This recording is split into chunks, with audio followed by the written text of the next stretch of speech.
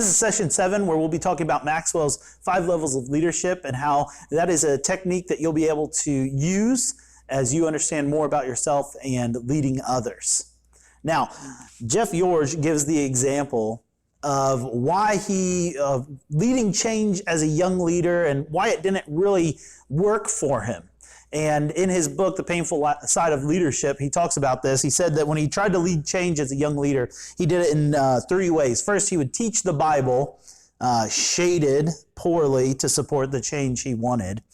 And second, he would lecture people on what he wanted done.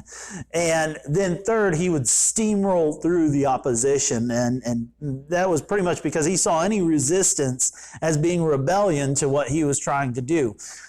Is there any wonder why he just couldn't lead change as a young leader, and why maybe you or I have felt like we couldn't lead change as a young leader? It's probably because we were doing similar things without even realizing it. It probably was a blind spot for us. And as we go back and reflect on that, we realize, oh gosh, and now it's become something that's in our hidden. The main reason he wasn't able to do it and we weren't able to do it is because we hadn't earned the right. We hadn't had the right opportunity to be able to speak into others' lives or to lead in a certain way. Well, Maxwell's levels, they provide boundaries for us to show where relationships need to grow before leading into the new as we move up the 5 levels of leadership. So, what are the 5 levels of leadership? Let's take a look at those now. We move from triangles to circles, and now we are on a rectangle. And with this is a column. It represents the 5 levels of leadership. You're going to see this in your participant guide. But we have 5 levels of leadership here. And the first of these, very first of these levels is positional leadership. Positional leadership. This is because you have the role, because you have the title, because you have the position, you are considered the leader. And people have to do what you say. So when you were first called as a pastor, you had positional authority over the people at your church. Whether they knew you, whether they were part of the search committee, whether they were part of some of the introductory interviews that you had, even if they weren't part of those, because of your position, they're going to give you some street cred. Hey, he's our pastor. Now he has a master's degree from a very well-renowned seminary. So we're going to give him some change in the pocket, so to speak. You have the right as the positional leader, which is really title only. You could call this title leadership. Just because you have the title, you're able to make certain decisions. That's why you're the person that preaches on Sunday, because of the position that you have. Well, the next level is permission-based leadership. Permission. Now, permission-based leadership, this is where people like you, and so they want to follow you. So they give you permission to lead. They say, yeah, you go, you can lead because, man, I like you, and I like what you're doing, and so yeah, you can lead me. Where do you want to go? Where do you want to take us? So they give you that. So not only do they verify your position, but they also say, yeah, because I like you, you can lead me. That works for me. So that's permission-based leadership. Now the next level above that, this is production-based leadership. Production. So at this point, they've seen that you have the title, they like you, and they also say, man, look what he does. He gets results. Because of your results, and because of the work that you've done and the time that you've put in, they say, man, look what he produces. He is a leader because of what he produces. So the results that you've gained for the organization, that is what you've gained as far as leadership. You're a production-based leader, what you produce. The 4th level of leadership up above this is the people development level. People development level of leadership. This is where you go one step past production, and not just what you've done for the organization, but what you've done for people themselves. It's a reproduction of what you've done for them. And you're saying, these people are saying, because you have the title, because we like you, because of what you've done for the organization, and because what you are doing for me personally in developing me as a leader, I am allowing you to lead at that level. And some people would say, oh, well, that's the best. That's the best level. But there's one more. So obviously, there must be something else. Well, the top level is pinnacle leadership. Pinnacle leadership. At the pinnacle, what does this mean? Well, this is a respect, a granting of leadership, not just because of what you've done, but because of who you are and what you represent. I think using the term your brand would be sour here for some, but it really is at this point. This is your identity. It's your self-actualization. If you think back to Maslow, this is people following you because of your results, because of your identity, because of your relationship with the Father, because of everything that you are. They're following you. Now, very few reach pinnacle leadership with many people.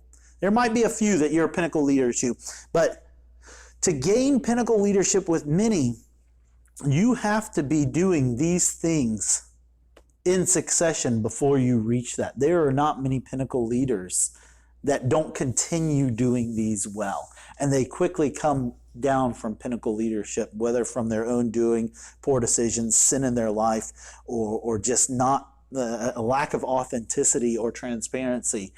People might put them in pinnacle level without fully knowing them. Usually you're only a pinnacle leader if you are well known to your people, not known about, but known by your people. They're actually invested in your life because you were first, at the people development level, invested in their life. So, the 5 levels of leadership in Scripture, let's take a look at that for a moment. Who is a great example from what we've talked about? Well, obviously, Jesus is the greatest example. He's the pinnacle leader. So, let's use a different example for the time being. Let's look at Paul. So in 2 Timothy 4, Paul is communicating this charge to Timothy. But when you think about what's going on there, Paul had reached pinnacle level of leadership. Not only was he a Jew of Jews and the redeemed of the redeemed, he had the Damascus experience, but they gave him permission to lead.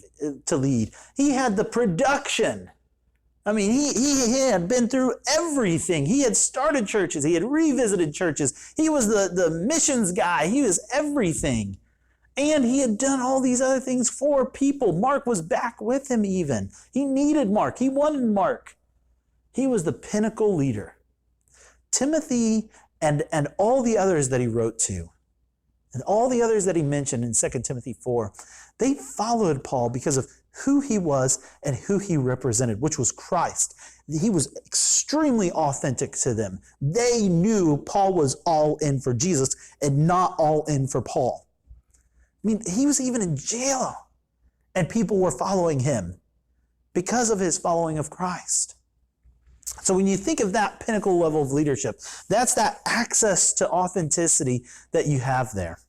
Now, the 5 levels in ministry, this is when you think about ministry, how does this comport over to ministry for you? And the main part is, if you noticed how many times I said the word people, people matter to Jesus. People will know when you're invoking your position in order to take advantage of the permission or the position that they have given to you. They're going to say, whoa, he's taking advantage of our permission. This is not right. Something's wrong here. And they may not notice it immediately, but people inevitably do notice. And so you don't want to take advantage of that. You want to lead and you want to make sure you have strong interpersonal relationships with these people so that you do not abandon that relationship in order to gain some goal or gain some next level, maybe even a different position at another church. And so don't lead for change's sake, just in order to accomplish something. Lead in order to develop your relationships with people. Lead with influence that inspires. Now, think back to Cynic's Golden Circle. If you're not inspiring people, well, they're not going to like you. And if you're not influencing them, you're not going to have them see the results that you're gaining for the organization and for them. You want to influence people. Leadership is influence. That's all it is. Use your why instead of your position as you lead people. If you don't have a strong why, you're never going to move on from here. You need to use your why in order to lead with influence instead of leading with your position. You've got to always be growing your interpersonal relationships. Never give up on that. Never give up on people. You always have to grow with them. You always have to extend that Johari window, expose more of yourself, gain more feedback so that you can grow those relationships and get that known area as big as possible on your Johari window. Even at the cost of programs. Do this.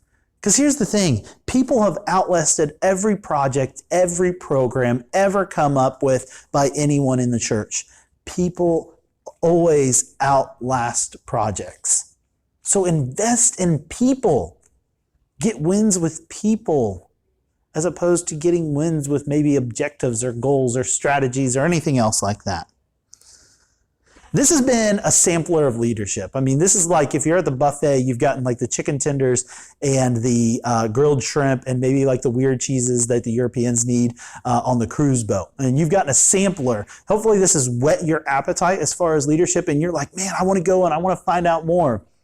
Well, let me encourage you. Look at some of these names that I've explored their material and go find more of their work. And maybe you've been recommended to look at something by someone else. Look into these and go after, learn more about leadership, but most importantly, learn more about people. Go and be with your people. Love them. Understand them. Bring them alongside you. Influence them and inspire them so that they'll make a great difference for the kingdom. Thank you very much for your time through these sessions. I'd love to help you out in any way. If you want to contact and talk to me more about any of these, let me know. If I happen to miss something on a participant guide, let me know. I want to provide all of that stuff to you. Thank you so much for doing this. I hope that this has been helpful to you. And may God bless you as you do work for His kingdom in loving and influencing people as you lead the church.